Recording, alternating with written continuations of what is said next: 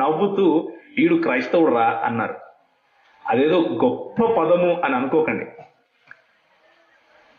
అంటే ఒకవేళ మీరు ఇలా ఇక్కడ కూర్చొని ఉన్నారనుకోండి, ఎవరైనా దొంగతనం చేసిన వాడు అలా వెళ్తూ ఉంటే వాడిని చూసి వెక్కిరిస్తూ ఎగతాళి చేస్తూ వాడు దొంగరా అంటారు కదా.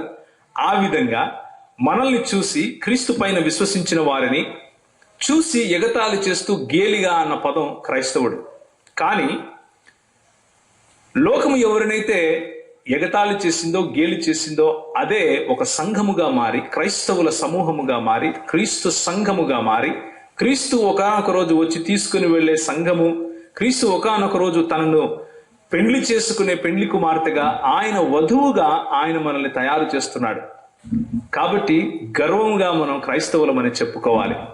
మన జీవితంలో ఏదైనా ఉంది గర్వించదగ్గ విషయము అంటే నా చదువు కాదు, నా అందము కాదు, నా భాషలు కాదు, నా భోజనము కాదు, నా ఆస్తులు కాదు, ఇంకేవి కాదు, కేవలము క్రీస్తు మాత్రమే అని పౌలు చెప్తాడు.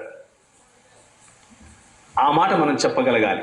అలా చెప్పిన వాడు క్రైస్తవుడు, అలా చెప్పిన స్త్రీ క్రైస్తవురాలు, అలా చెప్పిన కుటుంబము క్రైస్తవ కుటుంబము, అలా చెప్పిన ఊరు క్రైస్తవ గ్రామము.